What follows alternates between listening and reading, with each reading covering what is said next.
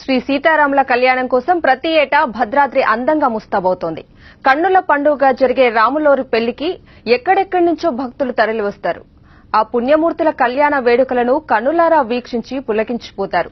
అయితే భద్రాద్రిలోనే కాదు, గుంటూరు జిల్లా నగరం మండలం కొలగానివారిపాలెంలోనూ శ్రీరామనవమి ఉత్సవాలు ఘనంగా నిర్వహిస్తారు. ఆ ఊరి ప్రజలందరూ సమైక్యంగా రాములోరి పెళ్లి పనుల్లో పాలుపంచుకుంటారు. ఐక్యతా స్ఫూర్తిని చాటుతో అంగరంగ వైభవంగా 2 రోజుల పాటు శ్రీరామనవమి జరుపుకుంటారు.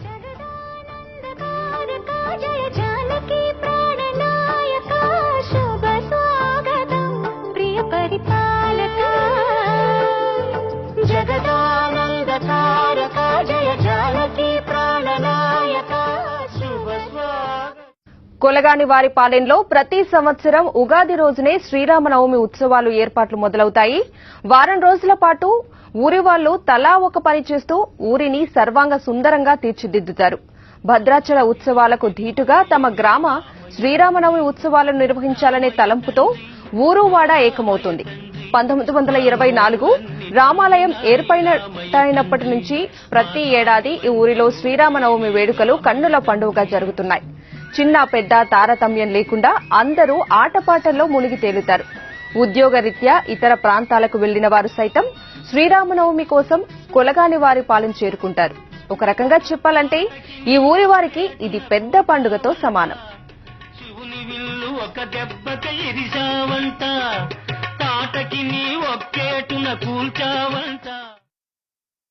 ఈ ఉత్సవాలన్నింటినీ ఏ పొలము లేకుండా జనమే అందరూ గ్రామస్తులంతా ఇతర గ్రామాలను అడగకుండా గ్రామస్తుల వరకు చందాల రూపంలో వేసుకుని తీరనం జరిపిస్తూ ఉంటారు. పిల్లలు, కాలేజీ పిల్లలు, హై స్కూల్ పిల్లలు, మా పాలెంలో ఉన్నటువంటి యువకులు అందరూ కూడా ఆ ఉగాది రోజున రామాలయం వద్దకు వచ్చి పందిరి కార్యక్రమంలో పాల్గొంటారు. ఇది అనాదిగా వస్తున్నటువంటి ఆచారము. ఒక పక్కేమో కోలాటము, భజనలు జరుగుతూ ఉంటాయి. ఒక పక్క కళ్యాణం చక్కగా మామూలుగా జరుగుతూ ఉంటది. ఈ కళ్యాణం జరిగేటప్పుడు ఈ జనమంతా అది ఒక భద్రాచలం రాముల వారిని చూసినంత ఆపేక్షంగా చూస్తూ ఉంటారు.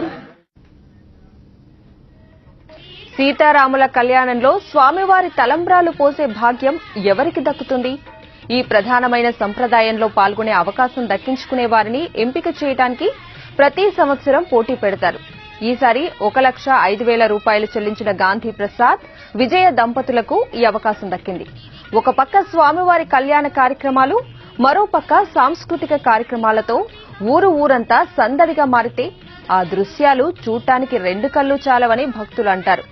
చెక్క భజన, కోలాటం ప్రదర్శనలతో ఊరంతా ఆధ్యాత్మిక వాతావరణంలో శోభిల్లుతుంది.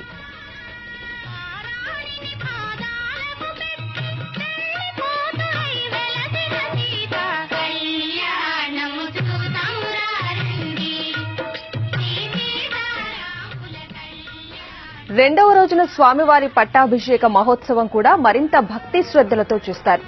రామాయణంలో ఎలాగైతే వానర సైన్యం నలుదిక్కుల నుంచి నదీ జలాలను తెచ్చి రామయ్యకు అభిషేకం చేసి పట్టాభిషేకం చేస్తుందో అచ్చం అలాగే కొలగానివారిపాలెంలో కూడా చేస్తారు. వానర సైన్యంలా తయారయ్యే గ్రామస్తులు గ్రామంలోని నలుదిక్కులకు వెళ్లి నీటిని తీసుకొచ్చి ఈ కార్యక్రమాన్ని పూర్తి చేస్తారు. పట్టాభిషేకం తర్వాత అన్న సంతర్పణ కార్యక్రమాన్ని చేపడతారు. కొలగానివారిపాలెం శ్రీరామనవమి వేడుకలకు చుట్టుపక్కల గ్రామాల నుంచి కూడా భక్తులు పెద్ద సంఖ్యలో హాజరవుతారు. 2 రోజుల కార్యక్రమాలను పూర్తిగా ఆస్వాదించి ఆధ్యాత్మిక పరవశం పొందుతారు. స్వామి భద్రగిరివరాయ దివ్య మంగళ